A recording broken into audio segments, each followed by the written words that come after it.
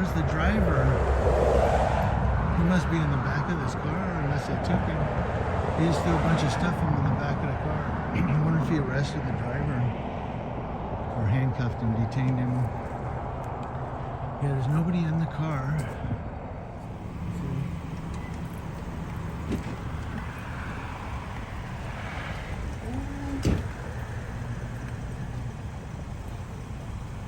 So again, we're on baseline. I don't know the... Oh, that's Tippecanoe behind us. So we're just east of Tippecanoe. If anybody knows where that's at on baseline. There's a U-Haul. We're just about a mile or so from the U-Haul.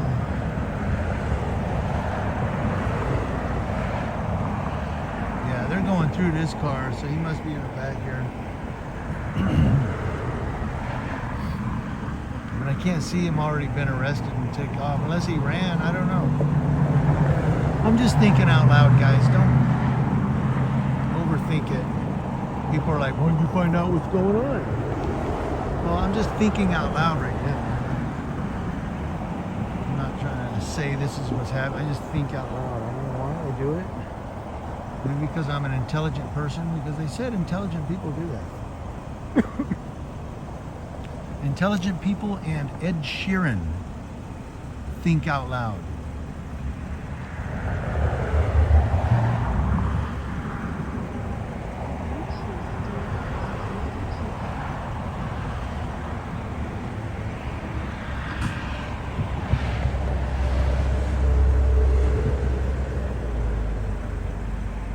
I didn't even think I was going to cop watch tonight. I was like, I don't know. Now, the reason I'm staying back here is I always try to place myself behind the trail vehicle, which is 13 Paul 8. This is 13 Paul 8. That's the unit number. I always try to place myself behind the rear vehicle. If I'm not, somebody else pulls up and parks, well, that's on them, you know. But I do try to stand, you know, behind this vehicle. So then if they say, well, you're in my area, you're obstructing. No, I'm not. I'm behind your car. Because how much room do you need to go through a car? You know, go through this car right here. How much room do you need, really? Ray? 2 car lengths, maybe? 1, 2, huh? So some cops think they need a whole, you know, like 100-yard diameter, and you got to stand way back. Go back by that telephone pole back there. No, I'll stand right here. I'm not your prisoner. You don't give me orders. When I break the law, then you can give me orders.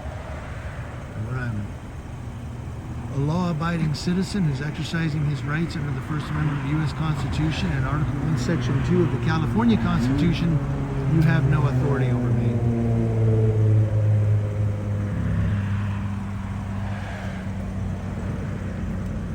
And when it comes to the Sheriff's Department, they have to obey 148G because they do have a media policy. Although some of them violate it, and some of them violate it blatantly, they still have that media policy. They still have that policy. They shall not unnecessarily interfere with the media in their duties of their responsibility. They do anyway. I'm going to start making complaints though. I'm going to start putting it in, man. Every time they put a spotlight on my face to block me and block my camera from recording them, I'm going to put in a complaint. I'm the media and they're interfering unnecessarily, because that's not necessary. You don't have to watch me. Right now I have my yellow vest on, my reflective vest, with my media credential in the pocket. It's huge, you can see it. So that's an extra. I know you don't need one. Again, I'm going to say it. The First Amendment is our press credentials. I get it. But the fact that I have a press credential from the International Freelance Photographers Organization, that's an extra slap in the face, because you know, it's just like, okay, now I'm not just a dude with a camera, as you would say. I actually have press credentials now. I'm a freelance journalist. Freelancer is a profession in media. Freelancers do interact with the media. I have given my footage to the media before. That fire that happened at the Rancho Rio apple farm or apple orchard in Oak Glen. I'm on the news, and my footage is on the news for that, NBC. So, my stuff does end up on the news. When they had the protest June 1st, 2020, and they had that fight that broke out with, all those people from Yucaipa, there was like 3 different news stations that ran my story, my video. It was just B-roll, but it was my video, so all these, there's a couple people on YouTube that are like, well, why don't you be a real journalist instead of a troglodyte, you frauditor? Well, I am a real journalist. My stuff's ended up on TV. I don't sit in front of the television and record the news. I actually go out and get the news. I mean, when I do my editorials, yeah, I read the news stories, but you know what?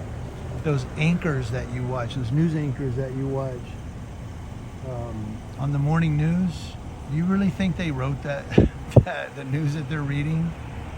No.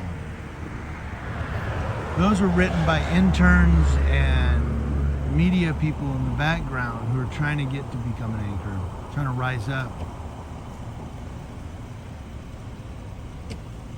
But there's a YouTube video too out there of one news guy, it's an outtake, and he's like, who writes this crap?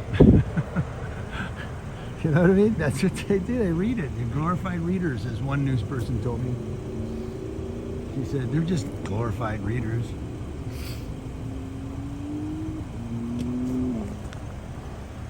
Somebody down there revving it.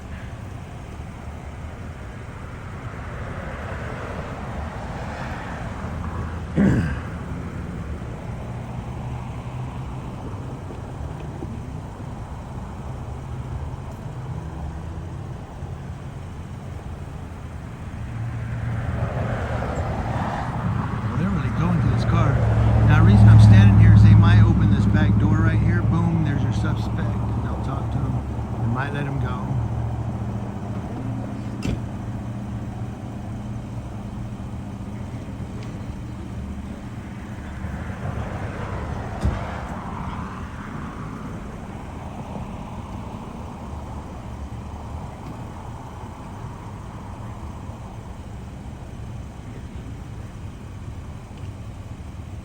A baggie is something. He just threw a baggie up on top of the car. I could tell it's all tight at the top.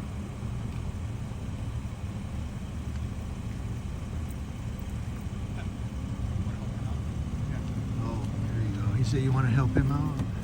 So they're probably going to let him go. I guess that wasn't a baggie of drugs. It might have been something else. They're going to let him out. So these guys have been sitting in the back of the car for at least 10 minutes. I've been here.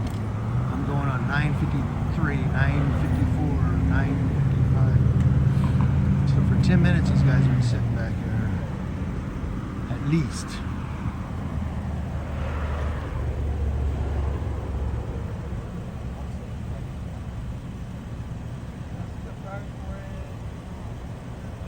I'm trying to hear what they're saying.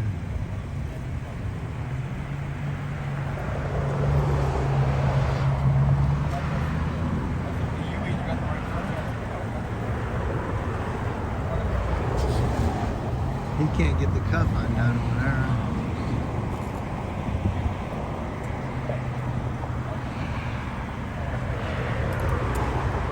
You gonna take the cuff off or talk to him?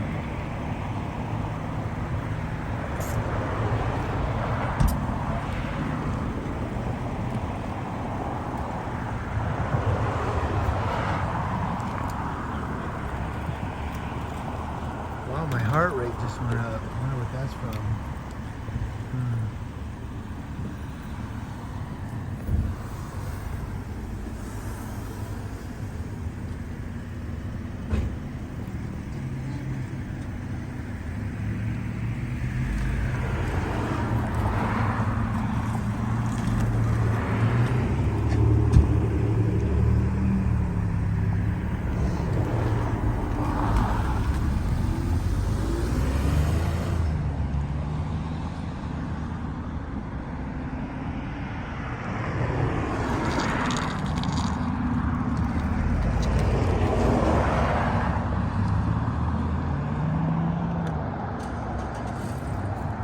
And there they go. So they let him out. That's good. Probably because the camera was here, I'm sure. Right? Yeah, I'm gonna get some people that go, yeah, right, man. Like your camera did anything.